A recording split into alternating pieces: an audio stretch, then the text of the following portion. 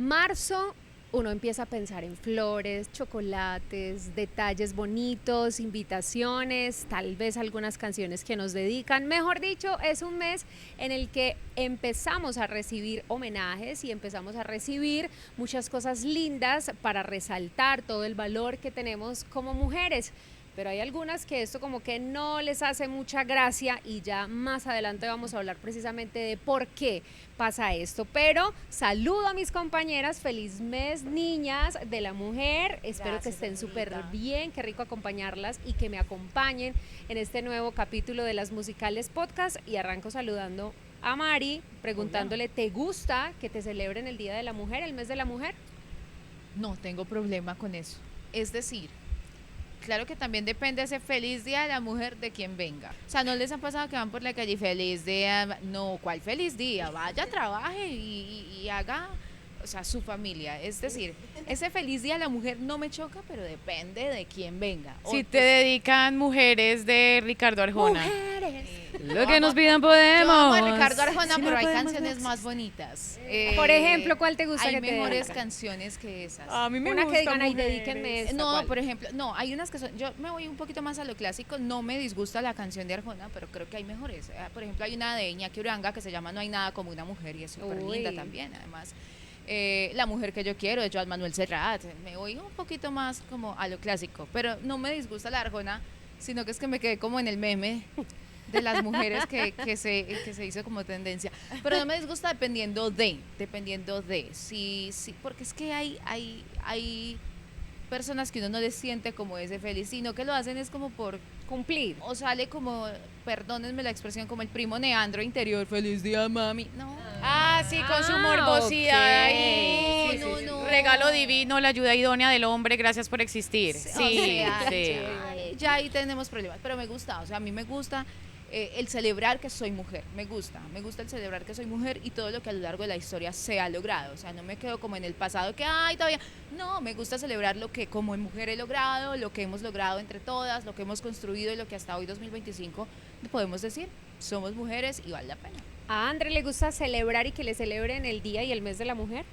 Sí, pero también entiendo el contexto histórico y cuando hay gente que dice, pero es que ustedes ya tienen todos los derechos ganados, digo, sí, pero a veces el machismo opera en la sombra y opera todavía como una mano negra, no necesariamente de que ya no podamos votar, de que no podamos ir a estudiar, no, esos son derechos Sí, claro. que hemos alcanzado, pero para mí el más importante es la libertad económica, es como la libertad más grande que yo siento que como mujeres tenemos porque la libertad económica es tener poder y autonomía sobre uno mismo, entonces feliz día de la mujer no me choca, no le voy a decir a nadie, oiga, hoy se conmemora, no se celebra, pero entiendo el contexto y entiendo que también todavía que hay recorrido por hacer. Y Mariana, Yo entiendo el disgusto y la molestia de la celebración y la verdad a mí siempre me ha molestado la condescendencia detrás de la felicitación de te felicito porque eres una mujer y se le atañan directamente los aspectos de delicada, hermosa y no sé qué y es como sí creo que deberíamos de ser un poco más contextualizados en este día que más que celebración sí es una conmemoración porque es que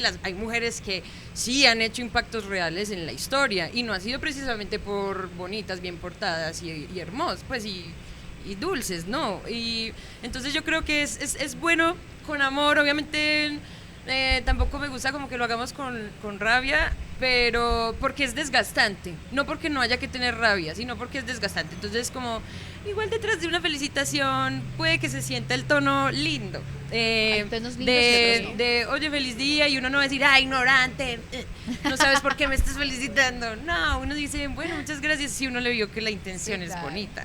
De hecho, el suceso clave y por qué marzo es el mes de la mujer ocurre en 1908, cuando 129 mujeres que trabajaban en una fábrica de Nueva York mueren en un incendio porque estaban justamente protestando por mejores condiciones laborales. Desde el 77, la ONU decidió que esos 8 de marzo se iban a conmemorar justamente para recordar esas luchas, no solo obreras, sino también que buscaron mejores condiciones pues, para la mujer.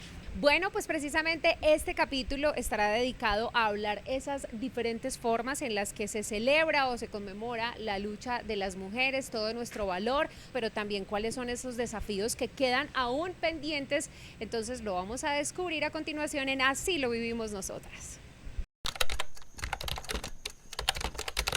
En Colombia abundan las mujeres que se resisten, que luchan, que desafían las injusticias en este país en cualquier ámbito, en el acceso a la educación, en la participación en los espacios de poder, en el ambiente. Y aquí en Colombia, en Antioquia, perdón, tenemos unas agentes que nos hacen resaltar como un departamento que tiene muchas mujeres que luchan con mucha firmeza. Y este colectivo, téngalo bien presente, se llama Colectiva Justicia Mujer. Por favor, pronunciémoslo porque este colectivo de mujeres feministas busca restituir los derechos de las mujeres a las que les han violado los derechos de alguna manera. Jenny Alexandra Herrera es la coordinadora del servicio de asesoría y la representación de este colectivo, Colectiva Justicia Mujer. Y le damos la bienvenida a las Musicales Podcast. Bienvenida, Jenny, ¿cómo estás? Hola, muchas gracias por la invitación. Yo soy abogada, soy feminista, soy activista y hago parte de la Corporación Colectiva Justicia Mujer, específicamente del Centro de Justicia para las Mujeres. Hablemos un poco de la función específica que tiene Jenny dentro de este colectivo. ¿Qué hace Jenny en su día a día? He pasado por distintos roles dentro de la corporación. Inicialmente estuve dentro de la estrategia de fundación de lo que hoy es el Centro de Justicia para las Mujeres en el año 2021. Posteriormente estuve más abocada hacia la asesoría y la representación, es decir, en el litigio. Y por último estoy en la coordinación de asesoría y representación del Centro de Justicia para las Mujeres.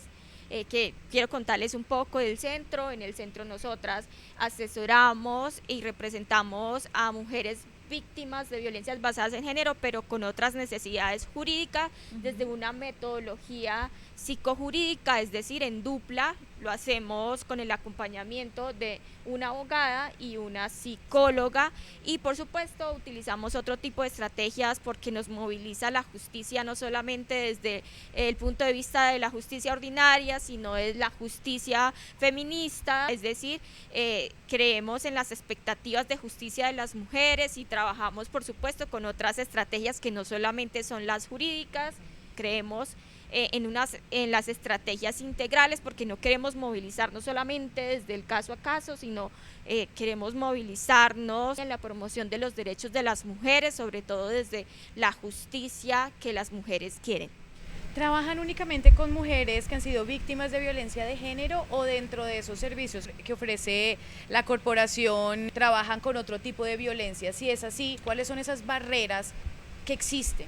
Trabajamos con mujeres víctimas de violencias basadas en género. Lo hemos hecho minoritariamente con mujeres con otras necesidades jurídicas que llegan diciéndonos no soy víctima, pero cuando las asesoramos nos damos cuenta que sí hay violencia. Entonces nuestras atenciones han sido abocadas hacia las violencias basadas en género. Tenemos líneas temáticas, es decir, que la colectiva se organiza con distintas líneas. Está la línea de justicia para todas, donde está el centro de justicia, está la línea de justicia reproductiva, derechos sexuales y reproductivos, está la línea de instituciones de educación superior libres de violencia, la línea de paz y la línea de refugio y migración. Hemos trabajado en 45 municipios de 4 departamentos de Colombia, hemos ejecutado 54 proyectos y brindado 372 puestos de trabajo a mujeres, ¿sí?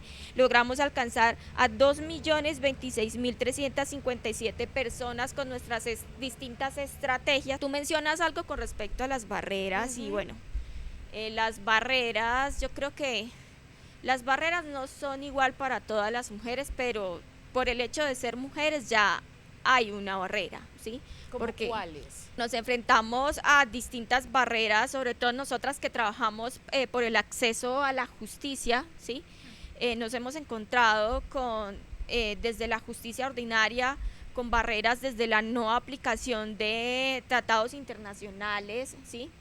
Que han sido ratificados por Colombia, con la no aplicación de la normatividad en materia de violencias basadas en género, en la inaplicabilidad de esto es bastante alta, ¿sí? Algunas cifras con respecto a temas de barreras que nosotras hemos podido identificar, por ejemplo, según la ONU de Mujeres, para el 2024, aproximadamente 1 de cada 3 mujeres en el mundo ha sido víctima de violencia física y sexual por parte de su pareja, violencia sexual fuera de la pareja y de ambas al menos una vez en su vida, ¿sí? Entonces estamos hablando de cifras altísimas. Aquí vamos solamente en Colombia, ¿no? En Colombia durante el 2024, según el Observatorio de Feminicidios de Republicanas Populares, ¿sí?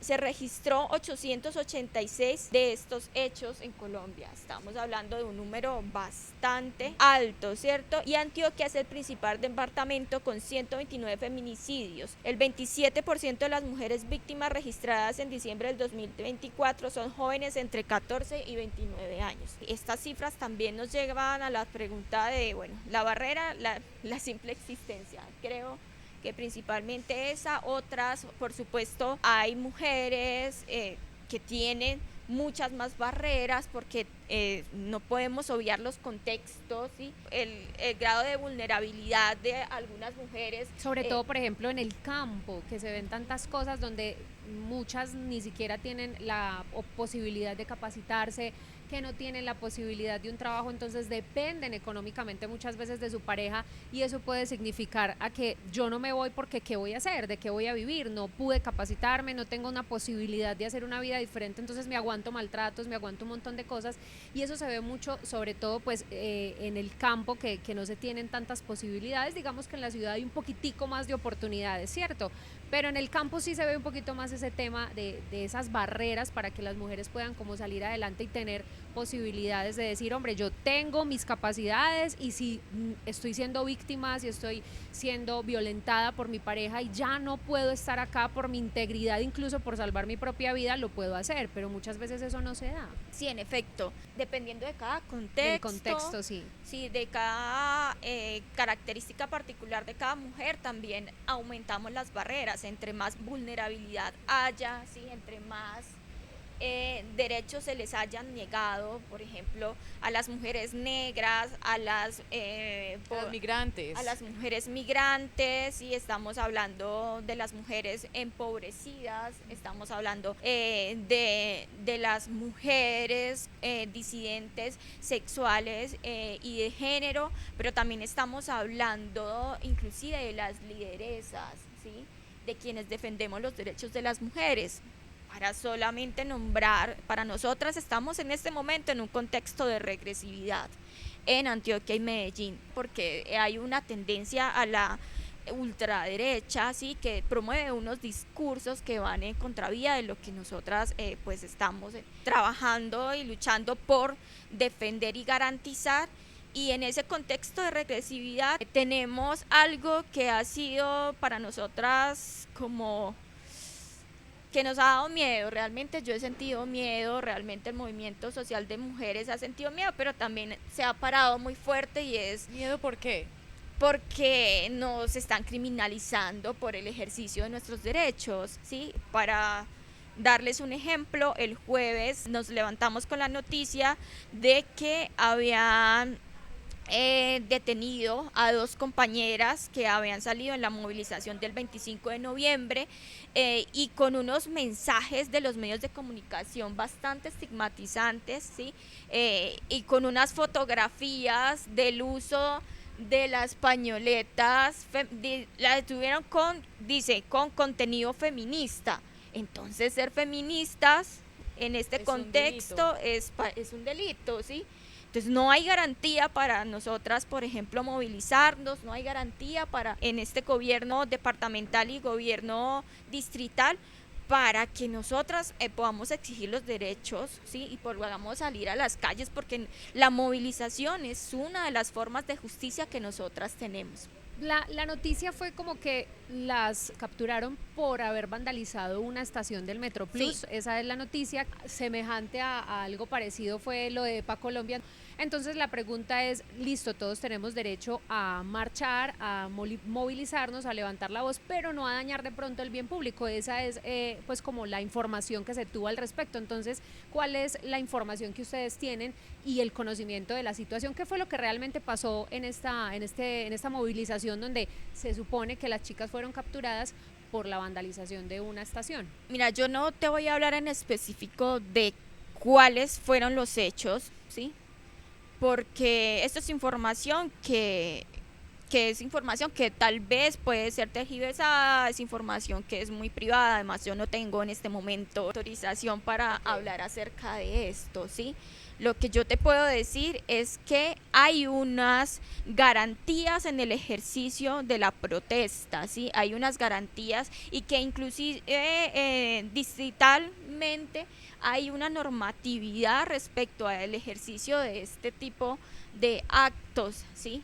Estamos hablando de cosas que desde el primer momento, desde el 8 de marzo anterior, empezaron a suceder que nos ponen una alarma y es como, ¿por qué a las mujeres de una vez les mostramos los rostros? ¿Por qué las exponemos de esta manera, pues como en Como los sin medios de respetar el comunicación? debido proceso de cada Exacto, persona. exacto. Hay como un montón de atropellos respecto a las formas y sobre todo, bueno, yo no te voy a decir qué fue lo que sucedió y qué no, pero yo sí tengo una postura y es como, las mujeres tenemos rabia, ¿sí?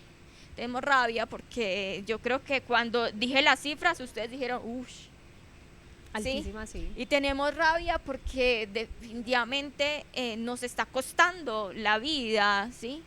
Algo tan esencial como la vida y la existencia, y tantas formas de justicia como tantas mujeres sabemos, para cada mujer hay distintas formas de manifestarse. Pero sobre la cifra que nos diste de que en el 2024 la mayoría de los casos de feminicidios fueron en Antioquia, ¿crees que el contexto político, sí, el discurso de odio hacia las feministas pueda tener que ver con el por qué hay más feminicidios particularmente en Antioquia que en cualquier otra parte de Colombia? Que igual las cifras son alarmantes en toda Colombia. Inclusive la misma postura de las secretarías de las mujeres, por ejemplo, del distrito frente a estos hechos, los discursos que parecen discursos que no tienen tanta importancia, ¿sí? De las distintas instancias, por ejemplo, inclusive los medios de comunicación, son discursos que siguen alimentando precisamente el odio hacia las mujeres, ¿sí? Pero también Antioquia tiene un contexto particular. Antioquia es un departamento bastante grande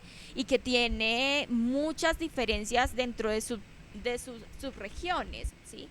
Y estamos hablando que, por ejemplo, en Medellín podemos tener un sistema integral de respuestas de seguridad pública para las mujeres a través de unos mecanismos de atención que también, vuelvo y digo, han sido resultado de la lucha del movimiento de las mujeres, que estos mecanismos de atención, como lo son 123 Línea Mujer, como lo son atención psicojurídica en territorio, como lo son el mecanismo de atención, o sea, que presta asistencia y representación, y como lo son los hogares de acogida, pues digamos que de cierta manera se han sostenido, pero hoy sé que, por ejemplo, la línea 123 está enfrentando un proceso de reestructuración y que va a salir personal, y entonces vamos a decir como cifras tan alarmantes como esta. Entonces, ¿qué está pasando? Hubo una suspensión de más de 50 días del mecanismo de defensa técnica y está a cargo en este momento de un operador que de su idoneidad técnicamente dudamos mucho, inclusive algo particular, y es que uno de los casos que nosotras representamos de las mujeres víctimas de violencias basadas en género en instituciones de educación superior, que fue también un boom, ¿sí?, que sucedió sobre todo en la Universidad de Antioquia, uno de los agresores salió, o sea, no le renovaron el contrato en la Universidad de Antioquia y en este momento está trabajando en la institución Tecnológico de Antioquia, quien opera el mecanismo de defensa técnica. Entonces es como que bueno, una se hace muchas preguntas. También frente a las rutas de atención departamental, pues son insuficientes para un departamento tan grande, como tú le dijiste, los contextos de ruralidad, los contextos de migración, sobre todo, que están muy fuertemente marcados en el departamento, los contextos de pobreza, ¿sí? Bueno, muchos contextos y contextos políticos, ¿sí? También muy densos, contextos del conflicto armado muy densos, hacen que el acceso a los derechos pues sea mucho más difícil. En el departamento de Antioquia solamente hay línea 1, 2, 3 Mujer Antioquia, están los hogares de protección que trabajan directamente con los enlaces municipal de género de los municipios, y hay unas duplas, ¿sí? Unas duplas psicojurídicas para cada subregión, son 9 duplas, ¿sí? Para un departamento como esto, ¿sí? 9 duplas que sé que hasta hoy no han sido contratadas, por ejemplo. Mencionabas ¿sí? ahorita, por ejemplo, el agresor, y recuerdo el primer caso de feminicidio que hubo en el 2025, que fue en Betulia, donde después de asesinar a la chica, el agresor se autolesionó. Y el primer caso, muy similar, de este mes, de feminicidio en febrero, también fue el agresor se apuñaló a sí mismo después de haber asesinado a la chica. ¿Cómo podemos involucrar a los hombres en estos procesos de prevención del feminicidio, Jenny? Nosotras, como movimiento social de mujeres, estamos un poco cansadas de siempre tener la responsabilidad inclusive de pedagogizar, ¿sí? Porque estamos, o sea, nos queda muy difícil defender, estar como en todos los frentes, nos queda muy complejo, pero sí es cierto que las masculinidades tienen que repensarse la forma de habitar. Esto tiene que ver con muchos asuntos, ¿sí? No solamente tiene que ver con el pensamiento individual de un hombre, sino que tiene que ver con todo un sistema, que también es muy difícil, ¿sí? Entonces, si no, el sistema no propone cambios y alternativas, pues va a ser muy complejo que individualmente un hombre diga como hoy voy a cambiar, ¿sí? O sea, el Estado y el sistema tiene que repensarse eso. ¿Cómo hacerlo? Ojalá existieran más políticas que pudiesen repensarse esas masculinidades hegemónicas, pero también políticas que también van de la mano con asuntos relacionados con la clase, con el racismo, bueno, con otros mundo de asuntos que promueve el sistema patriarcal. Jenny, hay algo que me genera curiosidad, ¿cierto? Yo creo que todas levantamos la voz por la cantidad de mujeres que han sido violentadas, maltratadas. ¿Qué las motivó a estar aquí, a estar haciendo este movimiento, como lo dices, a pesar de los riesgos, a pesar del miedo, a pesar de tantas cosas? ¿Qué las movió? ¿Una historia personal o fue más como esa solidaridad de género? ¿Qué las movió a crear esta corporación? Nos mueve, por supuesto, una historia personal. Para mí, por ejemplo, las injusticias, ¿no? O sea, como me mueve un montón, pero mi historia de vida, porque además soy una mujer disidente sexual, o sea, me hizo en algún momento llegar a decir como, ay, me pueden matar, y me pueden, hace poco tuve una crisis de ansiedad, o sea, con todo lo que estaba pasando, con todo este tema de los discursos de odio. Entonces, como que una dice, no, yo tengo que moverme, ¿sí? Pero no lo puedo hacer sola, ¿sí? Entonces, en ese de no hacerlo sola, nos juntamos abogadas, pero también abogadas que además hemos sido víctimas también en el ejercicio de nuestra profesión. Ustedes me ven aquí con tenis y esto, o sea, como bueno, pero siempre está ese estereotipo también de la abogada en una justicia ordinaria colombiana que es altamente masculinizada, en espacios como por ejemplo el derecho penal, que cuando una mujer está siendo investigada sale mucho más rápido un fallo, ¿sí? Que cuando hay un hombre investigado.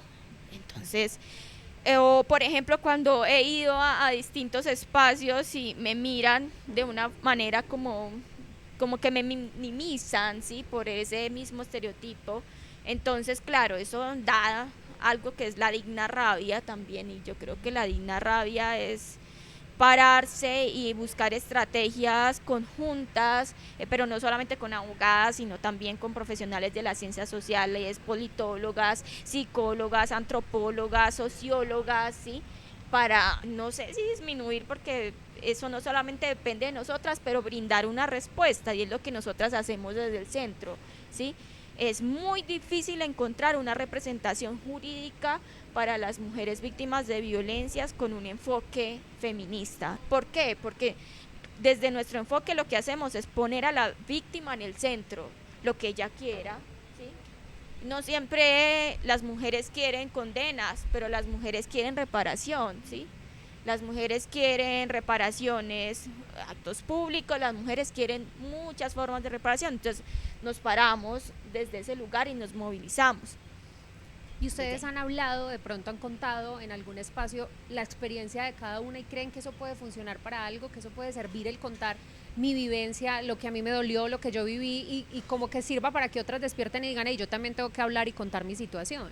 Yo creo que eso depende, o sea, hay escenarios que pueden ser revictimizantes, desde contar la historia, y si tú no tienes una red de apoyo, si no tienes a una profesional de psicóloga que te acompañe, si tienes una familia que no te apoya, si no tienes amigas, ¿sí? Eso podría ser revictimizante. Por ejemplo, nosotras tenemos algo y es como los planes de acompañamiento psicosocial colectivos, y es la posibilidad de reunirse con otras para contar, ¿sí? Pero para contar, y no solamente quedarse en contar, sino en buscar herramientas, porque eso no se hace sola, ¿sí?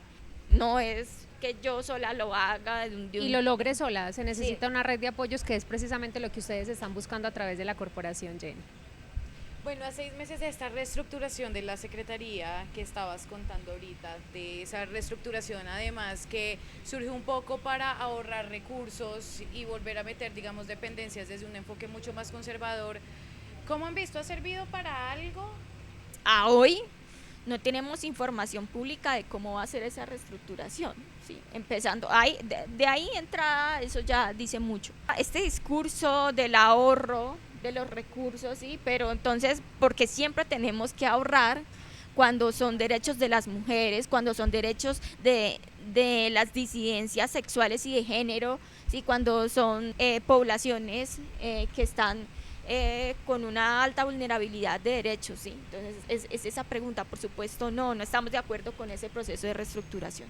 Hay un tema muy delicado y es el tema del aborto, que ha sido, mejor dicho, eso ha sido un tema de polémica siempre, y pues desde el 2022 se dijo que se despenalizaba el aborto hasta la semana 24 de gestación. Pero entonces la gente, muchos pensarán que no es sino entonces ya el que le provoque y le dé la gana ir a practicarse el aborto a una mujer, obviamente, y que esto no tiene pues como ningún requisito y es simplemente ir y hacerlo y ya. ¿Cómo funciona este tema? Desde ustedes, ¿cómo han hecho ese acompañamiento a las mujeres que por situaciones complejas, como digamos un abuso, ellas quieren interrumpir el embarazo? ¿Cómo es el apoyo que ustedes le brindan desde la corporación? Nosotras tenemos asesorías para la gestión de barreras en las distintas instituciones, porque recordemos que en el aborto no solamente estamos hablando de la garantía de la normatividad vigente, sino que se involucran otros sectores como el sector salud, y ahí tenemos muchos retos, ¿cierto? Pero también porque aunque esté parcialmente despenalizado, hay algo, y es la penalización social, ¿sí? Entonces nos enfrentamos constantemente con servidores y servidoras públicas que están en contra del derecho al aborto, de algo que ya está reglamentado. El acompañamiento es para la gestión de las barreras, es un acompañamiento en sitio, es un acompañamiento por una dupla que está compuesta por una abogada y una psicóloga, pero también son un montón de estrategias de incidencia política en distintos espacios locales y departamentales. Lo que nosotras llamamos litigio estratégico Por ejemplo, hace poco interpusimos una acción de cumplimiento en contra del municipio de Argelia, ¿sí?, por unos mensajes y por otra información que teníamos respecto a la no garantía del derecho al aborto, pero nos tomó mucho tiempo interponerla, como 2 años, porque tenemos que investigar, tenemos que fundamentarnos. Por ejemplo, el 21 de febrero lanzamos un informe de barreras, de las barreras que nosotras habíamos encontrado, que las invito a que puedan ingresar a la página de la Corporación Colectiva Justicia Mujer y descargar el informe. Ahí están más detalladas las barreras que en este momento presenta las mujeres para el ejercicio del aborto. Acompañamos a una mujer que está siendo criminalizada por el aborto, aun cuando ya hay una normatividad inclusive dentro de la Fiscalía respecto a este tema. Pues muy bien, Jenny, yo creo que tenemos muchísimo de qué hablar. Aquí podríamos hacer 3, 4 episodios de un montón de información y de datos que nos dejan, yo creo que como entre preocupadas con las cifras que nos das, pero también con mucho por hacer como mujeres para levantar nuestra voz, y creo que a todos y a todas los que estamos viendo este episodio quedamos con un reto muy grande, así que muchas gracias por habernos acompañado, Jenny.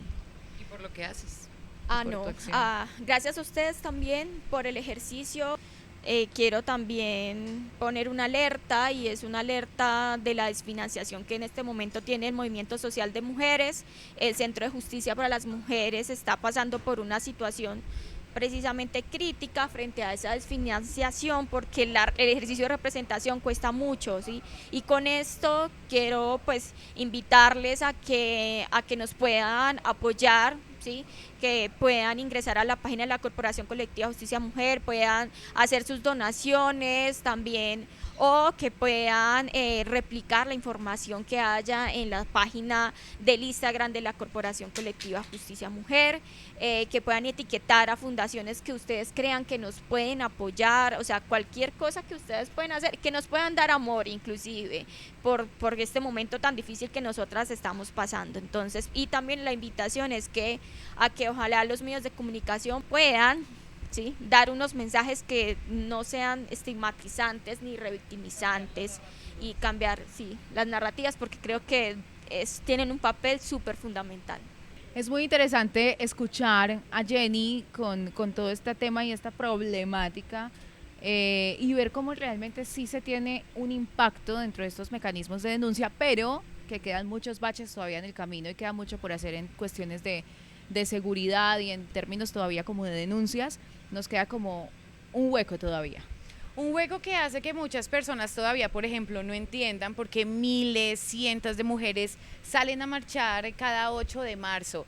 Por ejemplo, yo no sé si ustedes han tenido la oportunidad de meterse a YouTube, y dentro de ese mundo infinito de creadores de contenido que hay un youtuber español que se llama Roma Gallardo. No sé si han visto cómo él sale a estas marchas a preguntarle a las mujeres, hey, pero en España sobre todo, ¿por qué está marchando si ya tienen todos los derechos garantizados? ¿Han visto de pronto el contenido de este hombre? Que piensan sí se han topado con él. Incluso estaba viendo, aparte de los videos donde empieza como ¿pero por qué está marchando? Por los derechos. ¿Pero cuáles derechos? Estos ya los tienen todos. O sea, tratar de corcharlas. Exactamente. Entonces, estaba viendo que había aprovechado para cambiarse su género a mujer, porque supuestamente ya tenemos más derechos y tenemos todos los derechos, a la orden del día. Entonces él dijo, bueno, entonces aprovechemos y me cambio para tener el privilegio. Pero ¿cómo se lo cambió? Entonces, ¿Dónde? ¿En qué? Legalmente, o sea, legalmente. En el documento ya la aparece apariencia de un hombre normal, pero Okay. Se lo cambió como en el documento.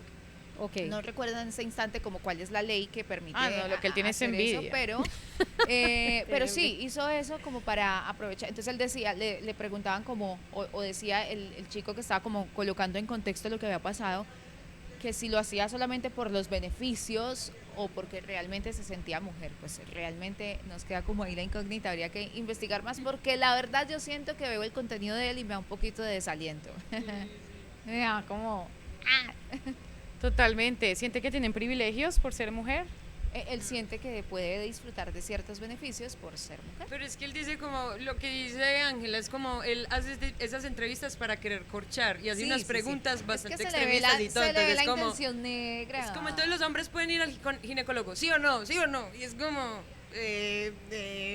como así, en serio ese es el punto en el que vas a englobar esta problemática, en si un hombre que se identifica como mujer puede ir al ginecólogo o no. Ay, no, un patán. Sí, de acuerdo.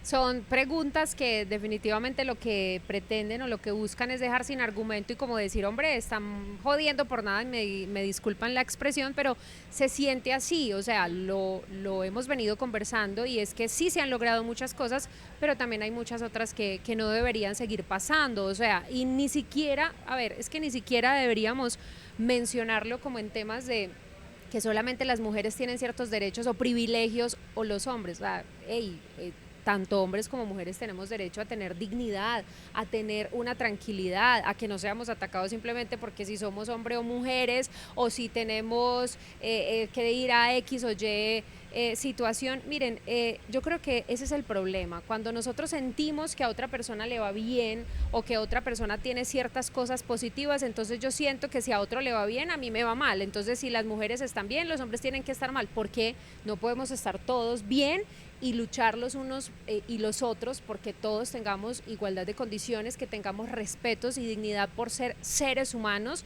Entonces a mí eso me parece muy grave y ahí es donde está la discusión, o sea, es increíble que a estas alturas todavía tengamos que decir si la mujer tiene o no tiene privilegios o si el hombre tiene o no tiene privilegios o que yo me cambio entonces el género para poder disfrutar de ciertas cosas. No, no se trata de eso, se trata de que debería existir la equidad y creo que mientras nosotros como seres humanos pongamos esa barrera de usted es hombre, yo soy mujer y yo tengo derecho a esto y usted a lo otro, eso nunca va a cambiar y siempre vamos a tener los problemas que hoy se siguen visibilizando.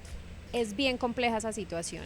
Es bien compleja, sobre todo porque siento que todavía, como tú decías, hay muchos retos, pero también varias oportunidades. Y por eso, para hablar de oportunidades, pues qué tal si presentamos a nuestra siguiente invitada. Claro que sí, vamos a hablar de una mujer que nos muestra cómo definitivamente cuando se brinda la oportunidad de capacitarse, cuando se brinda la posibilidad de quitar miedos y barreras que muchas veces incluso son mentales, porque creemos que hay ciertos oficios que solamente pueden realizar los hombres o que muchos hombres también pensarán que hay ciertas cosas que solo pueden hacer las mujeres. Llega una mujer maravillosa, docente, que nos va a mostrar cómo todos podemos avanzar al ritmo incluso de la tecnología si así nos lo proponemos, y aunque a veces parece fácil, no lo es, pero cacharreándole, como decimos popularmente, o intentándolo sin desfallecer o sin decir es que yo no sirvo para esto porque no se me dio la primera oportunidad, es que vamos a entender entonces con la siguiente invitada que todos tenemos oportunidades y esas oportunidades son las que nos hacen brillar. El acceso a la educación, a las habilidades, al desarrollo de talentos permite cerrar un ciclo de vulnerabilidad, en muchos casos también de violencia. Y por eso en este momento también vamos a hablar de las oportunidades que muchas mujeres en este momento están abanderadas y están empoderando para que sean otras las mujeres que puedan cambiar también el rumbo de sus vidas.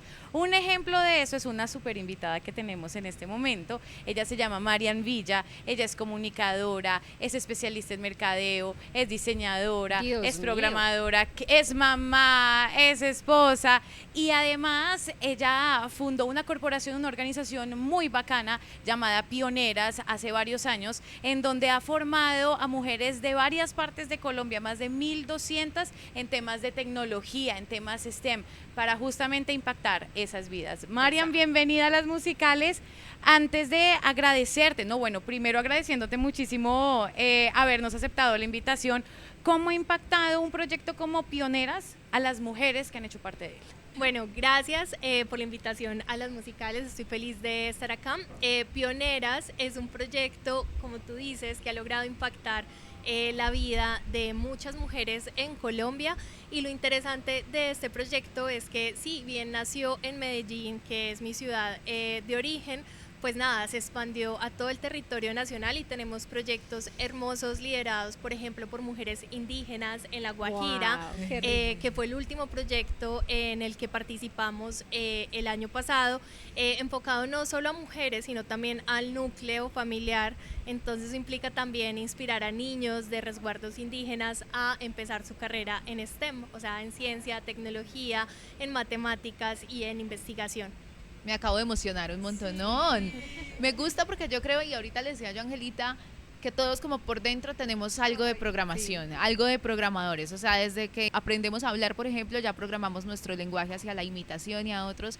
Entonces, me encanta, porque ahora André decía que eres mamá. ¿Cómo inspiramos nosotros a los más pequeños, por ejemplo, a nuestros hijos, cierto, en el buen uso de para la programación o para la tecnología o para cosas como estas? Yo creo que algo que pasa con los niños, y me acuerdo también de mi niña, de saber que no habían barreras, o sea, de que no había un no, sino que uno intentaba, uno experimentaba y el mundo era ese campo de juegos donde tú podías hacer realidad como todos los imaginarios que tenías. Entonces yo me acuerdo cuando a mí me hacían una pregunta pequeña como ¿qué quieres ser cuando creas? Yo decía no, yo quiero ser astronauta, y eso no era imposible a pesar de que acá no tenemos un programa espacial en Colombia. Entonces creo que es también recordar que las posibilidades son infinitas y que pues podemos soñar y podemos soñar en grande, y obviamente apoyar esos sueños o encaminarlos para poder llegar a lograrlos. Y creo que eso es lo que pasa, como empezar a desbloquear esos preconceptos o esas barreras que tenemos, y empezamos a construir en ese camino del crecer. Es que es un campo laboral que te abre al mundo, pues es la internet. He visto también que hay juegos que le enseñan a los niños a programar, por ejemplo es el súper conocido Roblox, que ahí también pueden como aprender. Pero ¿tú crees que son los juegos o que cuál puede ser la barrera de por qué hay una proporción de mujeres tan ínfima en comparación a la de los hombres trabajando en el área de la tecnología, la informática? Bueno, yo creo que tiene que ver con factores culturales y está pues documentado, pero más allá de las barreras yo creo que son las oportunidades, es que las niñas puedan ver y puedan visibilizar mujeres en diferentes áreas, o sea, que sean lo que quieran ser. Si quieren ser modelos, pues está bien, pero también pueden ser modelos programadoras, y de hecho hay casos. O si son astronautas, pero también son presentadoras de programas en Netflix. ¿Qué pasa? Hay una chica que se llama Emily que tiene un laboratorio que se llama el Laboratorio de Emily, tiene un programa muy lindo para niños en Netflix, por ejemplo. Y ella también Ella es la que hace astronauta. experimentos. Es Emily una Wonder Lab. tesa. Exacto, el laboratorio de Emily. Entonces el punto no es que no lo pueda hacer una mujer o un hombre, o sea, no es de género, es entender que precisamente todas las áreas del conocimiento no tienen género, así como los colores no tienen género. Y creo que es eso, es que las niñas sientan que eso no es solo para hombres, o que eso es imposible, o que es difícil, o que ahí no hay mujeres, o es que a mí me gusta el rosado, entonces yo no soy científica.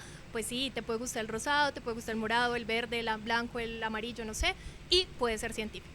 Bueno, ¿cómo se enamoró Mariam de la programación? O sea, ¿qué despertó esa curiosidad? Porque también tiene que despertarse una curiosidad y un deseo de querer dominar ese mundo. ¿Cómo nació ese gusto por la programación? Creo que las personas tenemos un preconcepto de que la ciencia es solo exacta, y no, pues hay ciencias sociales y humanas, y las ciencias en general están conectadas. Eso hace parte de un pensamiento sistémico, sino que una especialización en determinado momento de la historia. Entonces los campos, digamos, laborales se dividieron, y en ese orden de ideas pues como que no podía ser bueno en matemáticas y ser bueno en español, pues, y eso es, yo no creo que sea imposible, o sea, eso depende también de los talentos que desarrolle cada persona. Entonces, en ese orden de ideas yo fui muy buena en ciencias sociales y humanas cuando estaba pues como en el colegio, pero también era muy buena en ciencias exactas y naturales, pero como que te dicen, tienes que escoger tu profesión, y uno pues no puede ser bueno en todo. Entonces me fui por las ciencias sociales y humanas, pero poco a poco me di cuenta que no estaban separadas y que eran compatibles, y de hecho hoy creo que es un llamado también a entender que todas las profesiones van a tener que ver con tecnología, y que programar ya no es solo un tema de ingenieros de sistemas o de personas que estudian ingeniería y son buenas para las matemáticas. ¿Qué oportunidades se te han abierto en este mundo de la tecnología, no solo a ti, sino a las mujeres que también se han formado en pioneras? No, han sido montones, porque la tecnología no es solo necesariamente incluso para programadoras o programadores. hay muchos campos de acción. Entonces yo he hablado, por ejemplo, que las personas que son investigadoras en datos, entonces saben manejar muy bien Excel, o simplemente documentación, o sea, son muy buenos documentando. Entonces esa es una labor, o sea, hay una labor que es investigar y que es generar esos modelos, a esas bases de datos para poder entrenar los modelos. Entonces creo que ahí en ciencia de datos hay una oportunidad enorme para historiadores, para comunicadores, para sociólogos, politólogos, etcétera, que quieran pues incluir, digamos, inteligencia artificial. Hay también personas que son muy buenas dirigiendo proyectos y sobre todo, por ejemplo, las mujeres, y eso no significa que no lo pueda hacer un hombre, hago esta aclaración, Sí. Históricamente las han puesto pues como secretarias, no sé, como líderes en ciertas áreas que se llama el back office o de cara pues al cliente, en fin. Y eso en gestión de proyectos es también ampliamente valorado en tecnología, es decir, no necesariamente vas a programar el código, pero vas a dirigir un equipo de desarrolladores, o sea que en áreas también de negocio, pues hay un campo de acción también para las mujeres que son buenas también coordinando equipos de trabajo. Es que menciona algo clave, Mariana, y es que uno se imagina programación y empieza a mirar el código, o sea, uno empieza a tirar ceros y unos en su mente, a imaginarse la Matrix por allá de fondo y a imaginarse uno ingresando código y abriendo, exacto. La pantalla verde de Entonces Matrix. la programación es mucho más que ese código que es visible para el que está haciendo, tirando código, como se dice en este lenguaje, es más que eso. Ahí es donde entra como esa labor también de darnos un poquito de cultura de lo que es la programación más allá del simple código. Angelita, no le tenga miedo al código, listo. Es cierto, es cierto. Y miren que me gusta mucho todo lo que estamos escuchando con Mariam porque a mi esposo, que es ingeniero electrónico especializado en luces, robótica y sonidos, ya se lo imaginarán. Entonces, él me contaba, esta semana que estábamos hablando de la invitada tan maravillosa que íbamos a tener, entonces me decía, uy, pero qué chévere, porque las mujeres hace rato que están en el tema de la programación. Incluso él me cuenta que tuvo una profesora en el Pascual Bravo en el 2003 y 2004, la señora Eugenia Mejía, que era profesora de programación.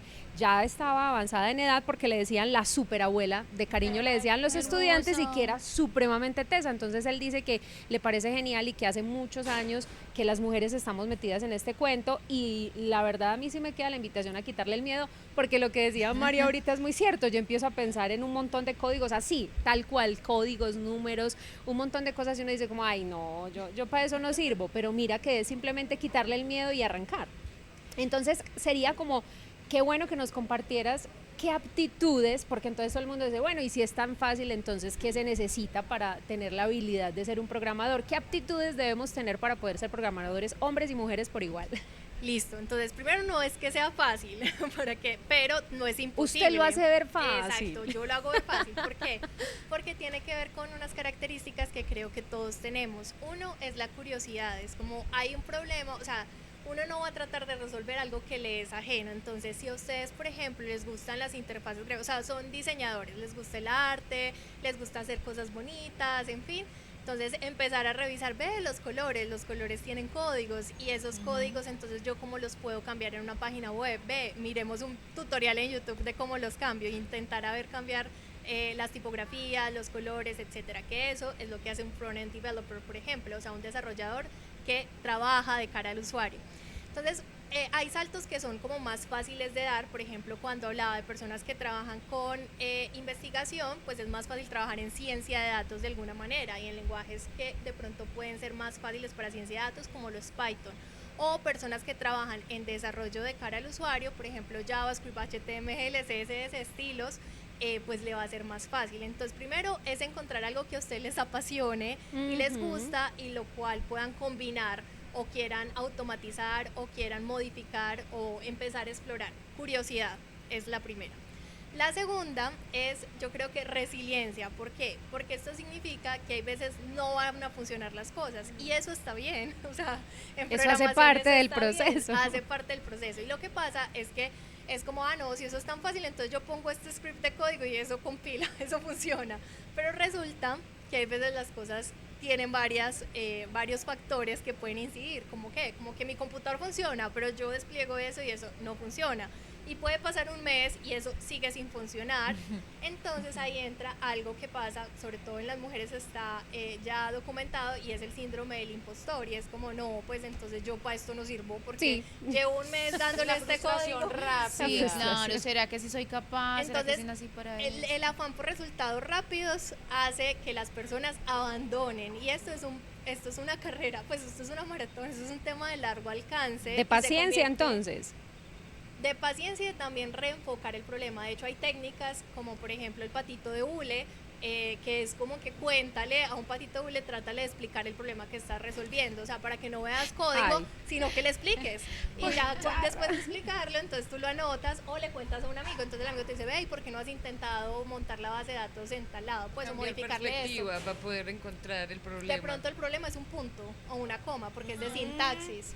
Entonces puede ser también ponerle lógica. Y la lógica ya hoy viene acompañada, porque si bien la inteligencia artificial, claro, tiene un montón de cosas que evaluar, o sea, ética, ley hay, o sea, cómo lo utilizamos para el bien, ¿cierto? Y no para el mal, que tanta información, un futuro oscuro, también puede ser usada para el bien, ¿cierto? Entonces hoy es una herramienta más que podemos utilizar para desarrollar. Entonces no hay necesariamente hoy que saber, o sea, o echar el script desde cero, o sea, hacer vanilla JavaScript, que así se llama, sino que uno puede con inteligencia artificial decir, necesito resolver este problema, por favor genérame el código, él te lo genera, y claramente usted no le va a dar copy paste y lo va a pegar a producción, ¿cierto? O sea, lo va a lanzar al aire, sino que lo va a probar, y adicional va a empezar a entender la semántica y la sintaxis de cómo está construido. O sea, te va a dar como una ruta básica y ya usted te puedes ir.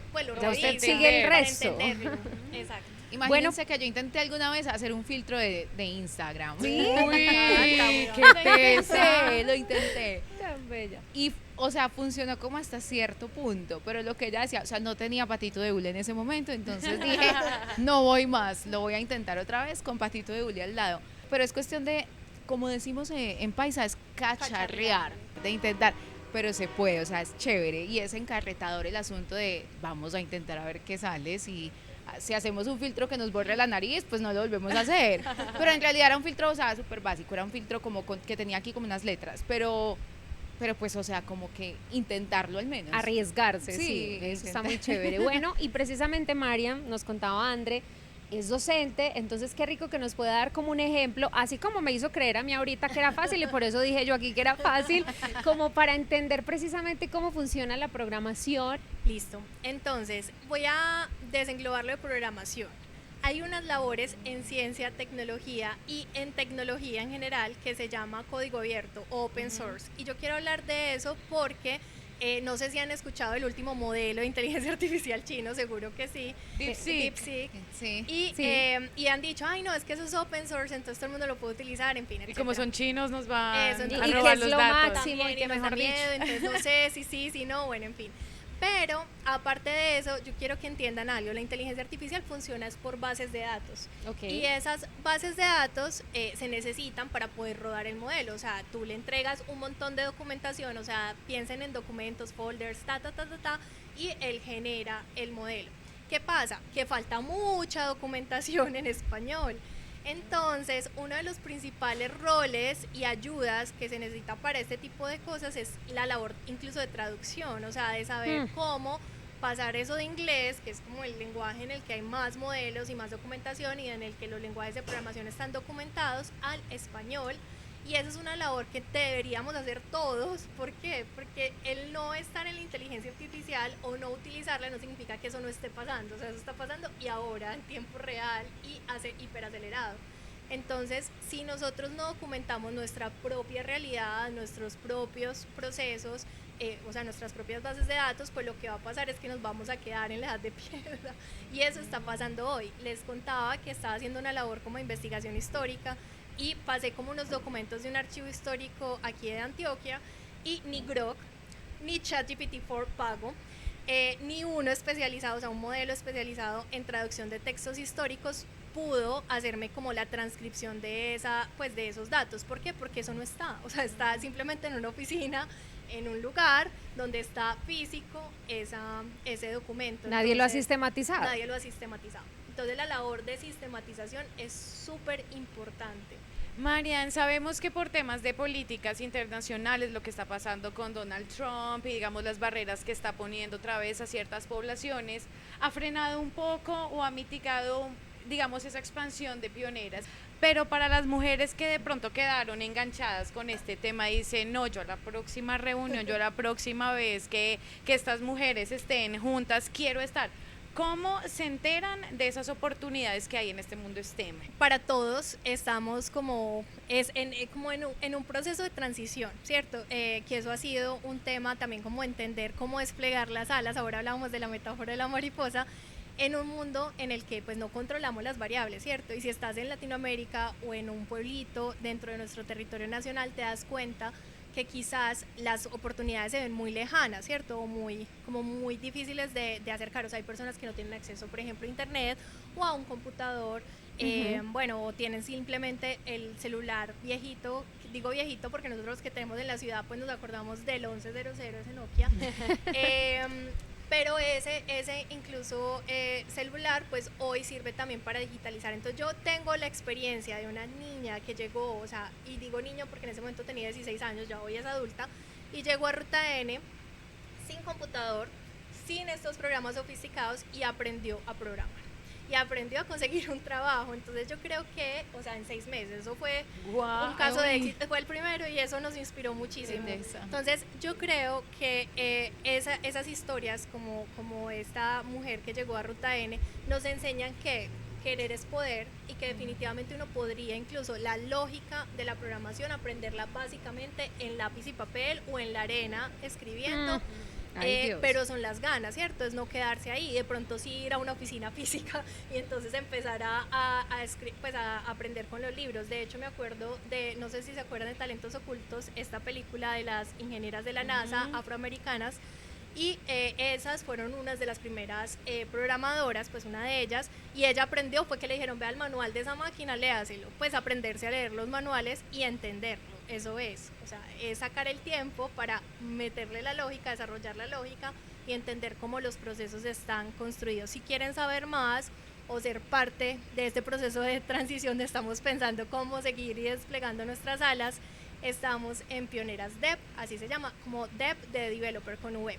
DEV. Marian, muchísimas gracias por habernos acompañado en las musicales. Ya lo saben, hay muchos retos, pero también muchísimas oportunidades gracias a mujeres como Marian Villa, que estuvo acompañándonos en las musicales. Hablamos de mujeres, hablamos de oportunidades, hablamos de retos, de vacíos y de cosas, muchas cosas que tenemos por hacer, pero no podemos dejar de lado nuestra parte musical, nuestra melomanía interna, y es por eso que hoy vamos a recomendar artista recomendada que cada una tenga, para este capítulo de hoy. ¿Comienzan ustedes? ¿Quién comienza? Mari, de una, ¿a quién vas a recomendarnos? Voy a recomendar una artista que he estado escuchando estos últimos días, pero que la escucho desde que estaba niña y que además me encanta porque es una mujer que admiro mucho, no solamente por la manera en que canta, sino porque esta mujer es políglota y hace un montón de cosas, y es Laura Pausini. Es una mujer que marcó, yo creo que el pop y la balada de los 90 en adelante, y hasta el día de hoy sigue teniendo una voz única. Entonces mi recomendada es Laura Pausini. Bueno, voy a seguir yo me voy con talento nacional, me voy con una chica de Manizales, ella tiene 31 años, ella se llama Laura Isabel Ramírez Ocampo, muchos la conocen como La Muchacha y yo creo que tiene letras bastante crudas, bastante reales, una voz muy particular, vale la pena escucharla, sobre todo aquellas personas que erróneamente creen que por ser mujer ya tenemos todos los privilegios ganados. Yo creo que es una muy buena voz para uno entender las rabias detrás de las mujeres, que también creo que son válidas aún en un contexto en donde sin duda pues hemos alcanzado muchísimos derechos, así que La Muchacha es mi recomendada. Ay, ella también era mi recomendada, entonces doblemente recomendada La Muchacha, no, pero buenísimo porque sí, quería resaltar precisamente de que es una mujer súper poderosa, que por su mera actitud ya dice demasiado, entonces recomiendo también a La Muchacha. Yo sí quiero recomendarles a Celine Dion, aparte de que es una mujer talentosísima y que para mí es de las mejores voces que existe femeninas. es una mujer que nos ha enseñado de resiliencia, porque hace algunos años ella sufre de una enfermedad bastante compleja que incluso le ha impedido cantar, el síndrome de persona rígida. Eso es una cosa dolorosísima. Ella incluso ha querido mostrar los momentos tan dolorosos cuando ella le dan estas crisis tan tremendas de esta enfermedad, de este síndrome de persona rígida, precisamente para contarle a la gente que a pesar de lo terrible que puede ser esta situación, este síndrome, ella ha podido superarlo poco a poco. Incluso recordemos que brilló maravillosamente el año pasado en la inauguración de los Juegos Olímpicos de París, una ciudad que ella ama profundamente, que disfrutó regresar y lo hizo por lo alto, porque yo no sé si ustedes vieron esa presentación, pero a mí me dio de todo viendo a esa mujer, después de todo lo que ha pasado con este síndrome, verla nuevamente brillar con su voz impecable, con la elegancia que la caracteriza. Así que les quiero recomendar a Celine Dion y ver todo lo que esta mujer ha logrado y mostrar la resiliencia que ella dice, que obviamente con tratamiento médico, cambiando su estilo de vida, pero también con ese acompañamiento amoroso de su familia ha podido salir adelante. Así que te amo, Celine Dion, y me encanta que te estés recuperando y que nos hagas vibrar muchos años más con tu voz impecable y maravillosa. Bueno, yo les pregunté ayer cuáles eran esas mujeres que recomendaban, porque resulta que en el tarot uno puede sacar su potencia de nacimiento según los arcanos mayores. Y es súper fácil para que usted en casa también lo haga. Uno solamente toma el día, el mes y el año de su cumpleaños y pues de su nacimiento y suma cada dígito. Entonces, por ejemplo, el de Celine Dion, ella nació el 30 de marzo de 1968. Sí. Entonces sumamos el día, el 30, entonces 3 más 0. Yo ya haciendo la cuenta. Más 3, el mes de marzo es el 3, sí, más el año, o sea, más 1, más 9, más 6, más 8. Numerología. Entonces eso te va a dar un número y en este caso todo sumado nos da 30. Y hay que sumar, hay que reducir los dígitos a un solo dígito. Entonces se suma el 3 más el 0, nos da el 3, la emperatriz. Celine Dion Sí. es una emperatriz. Y las emperatrices son las personas que nacieron con el don de la creatividad, de dar muchísima abundancia. Y ella sí que es una persona abundante. Son personas cálidas, magnéticas, que son capaces de propiciar sus propios proyectos y de los demás. No tienen ningún problema, hay abundancia para todo el mundo. Son personas que transmiten mucha alegría, pero Celine, todos tenemos una sombra. Y para Celine, que me estás escuchando, Celine, todas las en tu personas casa. Pendientes, Celine. Pendiente. que tengan este arcano natal, que de hecho yo también tengo este arcano natal, el mío también es el 3, Sí. nos dice que somos personas que tenemos que aprender a poner límites, porque al ser emperatrices y creativas y querer como ayudar a todo, pues uno no puede ayudar hasta el punto de descuidarse a sí mismo. Entonces, ya sabes, Celine. A priorizarte. Con cuidado, primero tú. Y bueno, voy con, que ella también es Aries, y voy con la que nos dice Andre, que es... Ah, bueno, porque estábamos hablando ayer de artistas Ayer. favoritas. Ajá. Entonces, la muchacha mi recomendada, pero artista femenina favorita all time. Yo soy Little Monster, entonces Lady Gaga, por supuesto. Okay. Lady Gaga también es Aries. Lady Gaga es del 28 de marzo de 1986. Entonces, listo, ya saben cómo sumamos. Y todo eso nos da 10. Se suma el 10, entonces nos da 1. Es una maga. No me sorprende. Y los que nacen con este arquetipo son personas que son capaces de todo lo que imaginan, lo crean, a costa de lo que sea. Entonces, los magos tienen que tener en cuenta que a veces pasar por encima de muchas cosas puede implicar ser manipuladoras, engañar. Entonces, Lady, por favor. Controladita, mi amor. Regúlate. Madre monstruo, te Las amo. personas que Alma. tengan el mago como arcano natal se tienen que cuidar de lograr las cosas por el lado de la manipulación, no es necesario. Y también son personas muy capaces de demostrarle al mundo sus capacidades, eso está brutal, pero tampoco hay que hacer todo para demostrar nuestras capacidades. Entonces Lady Gaga, ya sabe. Respira. Mentira que está de regreso y es que bájale, no, dame concierto Ja. en Colombia, te Sí, espero. sí, no le podemos decir a Lady Gaga que le baje, tú síguele. Bueno, y para Laura Pausini, Lau, tu momento. Lau es Tauro. Y a ella lo acompaña el arcano de los amantes. Miren qué carta más hermosa. Y los amantes habla de la integración de nuestros opuestos. Llámenle energía femenina masculina, llámenle receptividad rigidez, llámenle actividad lógica o intuición. Entonces, Lau, tienes que aprender a balancear tu intuición, confiar en tu intuición. Se nota con sus letras que Laura busca, es una persona capaz de empatizar con los sentimientos ajenos y es capaz sobre todo de comunicarlos, y eso se nota. En las canciones son de mucha reflexión, muchas de ellas son del interiorizar, del escucharte, del mirar al otro. Y Lau, mucho cuidado con eso porque cuando